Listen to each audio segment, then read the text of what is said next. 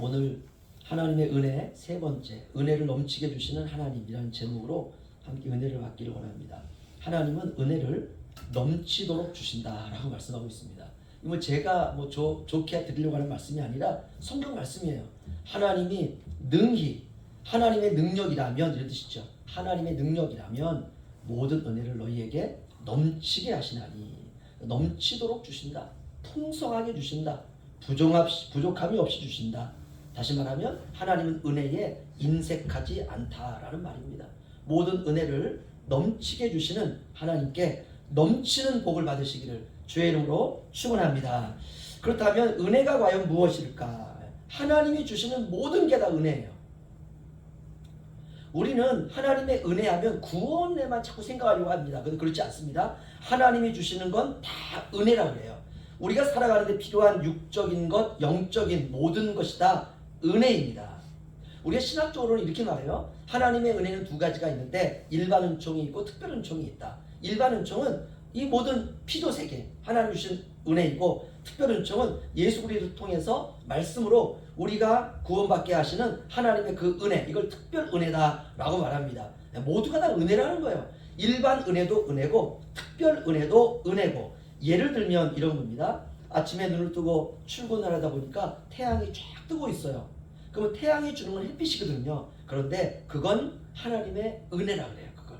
그러니까 태양을 볼 때마다 하나님의 은혜가 떠오르는 거예요. 오늘 설교를 통해서 이런 부분들이 우리가 좀 새롭게 되어지기를 바랍니다. 그래야 우리가 핑계가 사라져요. 불평이 사라져요. 원망이 사라집니다. 다른 사람한테 저렇게 많이 주셨는데 하나님 나한테는 왜 이렇게 인색하신 거, 이런 게 사라진다는 것이에요. 우리가 대부분 사람들은요, 좋은 사람에게는 좋은 것을 주기를 원합니다. 그리고 좋아하지 않는 사람에게는 아무것도 주기를 원치 않아요. 그렇죠? 좋아하는 사람한테는 뭘 주기를 원하고, 좋아하지 않는 사람에게 내가 조금 주기를 원한다, 그게 아닙니다. 좋아하지 않으면 아무것도 주기가 싫은 것입니다. 선한 사람에게는 상을 주기를 원하고, 악을 행한 사람한테는 벌을 주기 원하는 것, 이것이 사람의 마음입니다. 악인에게는, 좋아하지 않는 사람에게는 좋은 것을 주고 싶지가 않은 것입니다. 그런데 이건 은혜가 아니죠. 그렇죠? 이런 걸 뭐라 그러냐, 이걸 상선벌악이라 그래요. 상은 선한 사람한테 주고 벌은 악한 사람한테 준다. 상선벌악입니다. 이건 율법이죠. 사람들은 자신에게 선과 악이라고 하는 것을 잴 수 있는 잣대가 있다면 그 잣대로 선을 행하고 사람들을 사랑할 수 있다라고 생각을 합니다. 이런 것을 우리가 선악과라 그래요. 인간은 절대로 그럴 수가 없습니다. 불가능합니다. 이게 인간이에요. 율법 또는 선악과가 필요한 것이 아니라 우리에게 필요한 것은 하나님의 은혜입니다. 은혜는 조건 없이 사랑하는 사람에게 주시는 하나님의 선물입니다. 그래서 무조건적인 사랑이라 그래요. 은혜는 하나님으로부터만 올 수 있습니다. 우리가 경험하는 은혜는 하나님으로부터 오는 은혜예요. 사람으로부터 왔다 할지라도 하나님이 그 사람에게 주셔서 그 사람을 통해서 우리에게 주시는 것입니다. 우리가 은혜가 아니면 하나님의 보좌 앞에 누구도 나아갈 수가 없습니다. 은혜가 없이 보좌에 나아가면 하나님의 공의가 우리를 다스리십니다. 공의라고 하는 것은 죄에 대한 하나님의 심판이 있죠. 죄인은 그분의 보좌 앞에 나갈 수가 없습니다. 그런데 하나님이 그분의 은혜를 우리에게 나타내셨다라고 말합니다. 제가 마태복음 5장을 읽어드릴 테니까 한번 들어보시죠.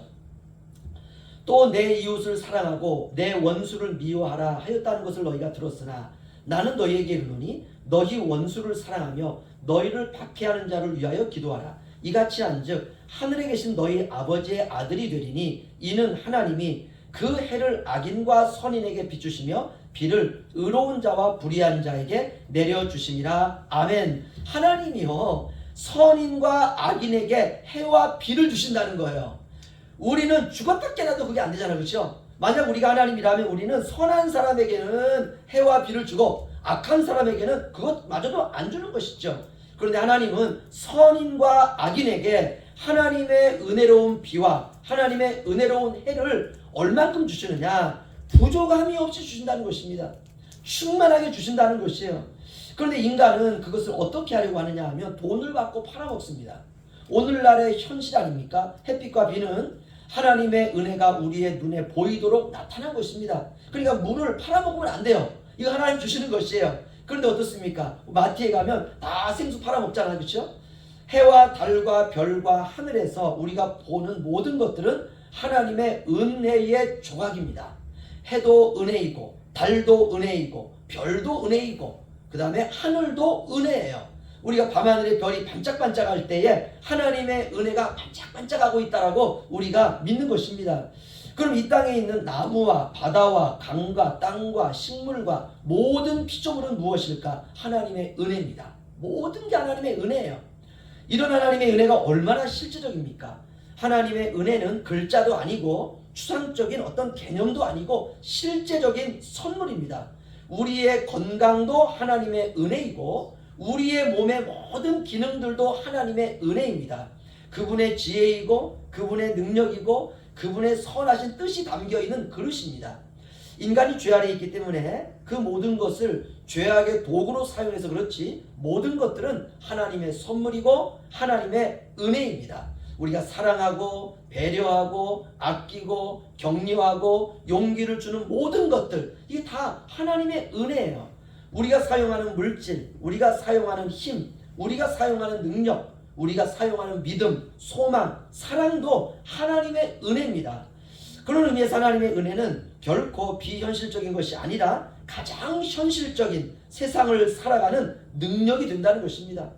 우리가 예수 그리스도를 믿고 난 이후에 알게 된 것이 바로 이 하나님의 은혜에 대한 눈이 비로소 생긴 것입니다. 그분의 은혜에 대한 감각이 생긴 것이에요. 그래서 그리스도인은 은혜를 받아야 살 수 있습니다. 여러분, 은혜가 없으면 생각이 메마릅니다. 은혜가 없으면 감정이 메마릅니다. 은혜가 없으면 의지가 메마릅니다. 이러면 사람이 사는 것이 삭막해져요. 모든 것을 자기 뜻대로 살려고 하고 자기 맘대로 되지 않으면 견디지 못하고 자기 맘대로 되지 않으면 분노와 화를 조절하지 못하고 여러분 은혜가 사라지고 있다는 증거입니다. 우리가 은혜의 공급 파이프를 막고 있는 육신의 정욕이 있다는 신호입니다. 하나님의 은혜가 모든 삶을 아름답게 합니다. 하나님의 은혜가 모든 인생을 행복하게 합니다. 하나님의 은혜가 내가 아닌 주님을 하나님의 은혜는 내가 아닌 주님을 자랑하는 인생입니다. 이 모든 것들은 이렇게 연결되어 있습니다. 죄인에게 주시는 하나님의 무한하신 사랑과 여러분 하나님의 은혜가 연결되어 있습니다. 하나님은 여러분을 사랑하십니다. 하나님은 여러분을 복 주시기를 원하십니다. 하나님은 여러분 한 사람 한 사람이 성공하기를 원하십니다. 하나님은 여러분 한 사람 한 사람이 축복의 산에 오르기를 원하십니다. 성령 충만하고 우리가 은혜 충만하다면 하나님은 여러분 한 분 한 분이 돈을 많이 벌기를 원하세요. 왜냐하면 주시는 돈을 주님을 위해 사용할 수가 있으니까. 하나님은 여러분 한 사람 한 사람이 가장 영광스러운 천국에 오르기를 원하고 계십니다. 그렇다면 하나님은 은혜를 우리에게 어떻게 주시느냐? 오늘 고린도후서 9장 8절 우리 다시 한번 읽겠습니다. 시작. 하나님이 능히 모든 은혜를 너희에게 넘치게 하시나니 이는 너희로 모든 일에 항상 모든 것이 넉넉하여 모든 착한 일을 넘치게 하게 하려 하심이라. 아멘. 하나님은 은혜를 넘치게 주신다는 것입니다. 하나님은 은혜를 깔짝깔짝 주시지 않으세요. 문제는 우리가 은혜를 깔짝깔짝 받는다는 것이에요. 여러분 은혜는 충만히 받아야 됩니다. 은혜는 폭포수처럼 받아야 돼요. 은혜의 강물에 그냥 푹 빠져야 돼요. 우리가 예수 그리스도를 처음 믿고 살아갈 때 육지에 살든 물릉도에 살든 똑같습니다. 그때 우리가 어떤 삶을 삽니까? 저도 제가 살던 곳에 가장 가까운 데 기도원이 있었는데 청년 때요. 그때 비닐 한 장 들고 기도원에 가가지고 산기도 가서 그냥 비닐을 둘러쓰고 그냥 새벽까지 기도하는 거예요. 우리가 은혜는 그렇게 받는 거예요. 충만히 폭포수처럼 강물 속에 빠지는 것처럼 마음과 뜻과 힘과 전심으로 우리가 은혜를 받는 것입니다. 왜냐하면 은혜는 우리를 살리는 능력입니다. 그렇다면 하나님은 은혜를 우리에게 왜 주시느냐? 오늘 9장 8절을 보면 이렇게 말씀합니다. 모든 일에 항상 풍족하여 선한 일을 많이 할 수 있게 하기 위해서 은혜를 주신다는 것입니다. 그런데 선한 일을 많이 할 수 있도록 하기 위해서 우리에게 은혜를 풍성하게 주신다는 것이에요. 여러분 그렇습니다. 모든 일에 항상 풍족하여 선한 일을 많이 할 수 있도록 저와 여러분이 하나님의 은혜를 하나님 적극적으로 구하시기를 주의 이름으로 축원합니다. 얼마나 성경적인 기도입니까? 하나님, 제가 모든 일에 항상 풍족하여 선한 일을 많이 할 수 있도록 하나님 저에게 은혜를 많이 주옵소서. 여러분, 이건 성경적인 기도이고 영적인 기도입니다. 우리가 이렇게 하나님께 구했다면 하나님께서 반드시 모든 일에 풍족하게 넘치도록 부족하지 않게 우리에게 축복을 부어주실 줄로 믿습니다. 그렇다면 이 축복도 뭐냐? 이 축복도 은혜의 조각입니다. 축복도 은혜입니다. 저와 여러분 한 사람 한 사람이 모든 일에 풍족해야 그 풍족함으로 선한 일을 할 수 있기 때문에 하나님은 저와 여러분 한 사람 한 사람에게 그분의 은혜를 전 인격적으로 부어주신다는 것입니다. 물질도 주시고 건강도 주시고 사업터도 주시고 일터도 주시고 도움의 손길들도 붙여주신다는 것입니다. 나의 유익과 만족이 아니라 선한 일을 위한 것에 하나님의 은혜를 베푸시고 사용하시고 헌신하시고 희생해야 된다는 것입니다. 사람은 우리가 때때로 이런 또 질문도 할 수 있죠. 목사님, 나의 유익과 만족도 좀 구해야 되는 것 아닙니까? 그러나 이거는 안 구해도 돼요. 왜냐하면 사람은 본능적으로 자기의 유익과 만족을 구하는 일에는 자동이에요.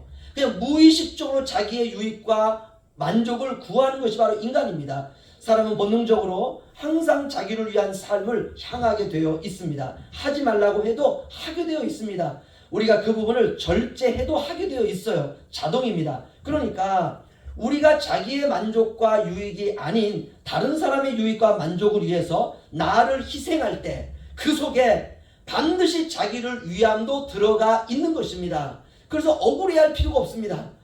골로새서 1장 9절 10절은 이렇게 말합니다. 이로써 우리도 듣던 날부터 너희를 위하여 기도하기를 그치지 아니하고 구하노니 너희로 하여금 모든 신령한 지혜와 총명에 하나님의 뜻을 아는 것으로 채우게 하시고 주께 합당하게 행하여 범사에 기쁘시게 하고 모든 선한 일에 열매를 맺게 하시며 하나님을 아는 것에 자라게 하시고 아멘.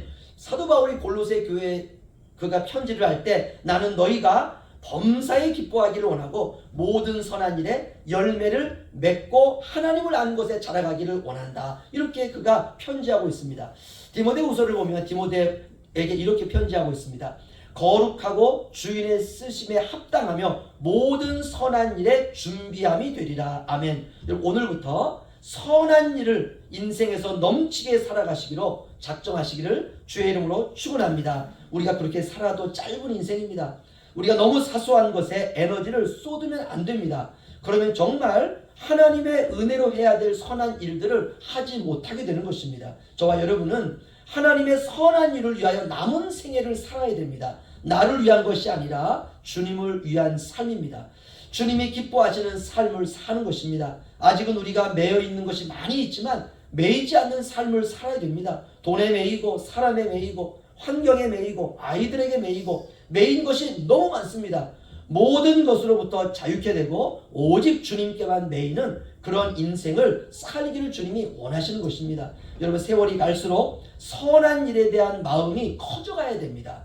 우리 9장 8절 다시 한번 읽으시죠. 시작. 하나님이 능히 모든 은혜를 너희에게 넘치게 하시나니 이는 너희로 모든 일에 항상 모든 것이 넉넉하여 모든 착한 일을 넘치게 하게 하려 하심이라. 아멘. 우리에게 은혜를 충만하여 주시는 목적이 뭐냐? 잘 먹고 잘 살기 위해 한 게 아니라는 것이에요. 그건 기본이고 모든 선한 일을 넘치게 하도록 하시기 위해서 우리에게 은혜를 주신다는 것이에요. 태양도 뜨게 하시고 달도 뜨게 하시고 별도 뜨게 하시고 지구도 돌아가게 하시고 이 모든 것을 주시는 이유가 선한 일을 넘치게 하도록 하시기 위해서 우리가 하나님의 은혜를 구해야 하는 필요성과 당위성을 우리가 알게 되었습니다. 하나님의 모든 일은 은혜가 풍성해야 감당할 수가 있습니다. 그래야 기쁘고 자원하는 마음으로 할 수 있습니다. 하지만 우리가 이렇게 하나님 앞에 기쁜 마음으로 살려고 할 때 마귀가 가만히 우리를 놔두지 않습니다. 저와 여러분을 유혹하고 찢고 파멸로 인도하고 교묘한 거짓으로 우리의 마음을 헝클어뜨리고 괴롭힐 것입니다. 그 모든 것을 이기고 하나님의 선한 일에 모든 것을 바치기 위해서는 저와 여러분이 모든 일에 항상 넉넉하여 선한 일을 많이 할 수 있도록 하나님의 은혜를 넘치게 받아야 된다는 것입니다. 오늘부터 이웃에게 하는 것을 넘치게 하세요. 10,000원짜리 그냥 밥 사줄 것도 그냥 오늘이 기분이다 그래 15,000원짜리 사주세요. 왜? 이웃에게 하나님이 선한 일을 넘치게 하도록 하기 위해서 은혜를 주시니까 여러분 오늘부터 이웃에게 하는 것을 넘치게 하시고 하나님에게 하는 것도 넘치게 하시기를 바랍니다. 또 모든 사람에 대해서 넘치는 사랑으로 행하시고 인색함이나 억지로가 아니라 진심에서 우러나오는 사랑으로 우리가 다른 사람들을 섬기는 것입니다. 여러분 은혜가 밀고 나오는 사랑이 진짜입니다. 그 사랑이 율법의 완성입니다. 사랑을 해도 우리가 큰 사랑을 해야 되는 것입니다. 여러분 그러시면 돼요. 하나님이 능히 모든 은혜를 너희에게 넘치게 하시나니 이는 너희로 모든 일에 항상 모든 것이 넉넉하여 모든 착한 일을 넘치게 하게 하려 하심이라. 한 주간 동안 넘치는 삶을 사는 저와 여러분 되시기를 주의 이름으로 축원합니다.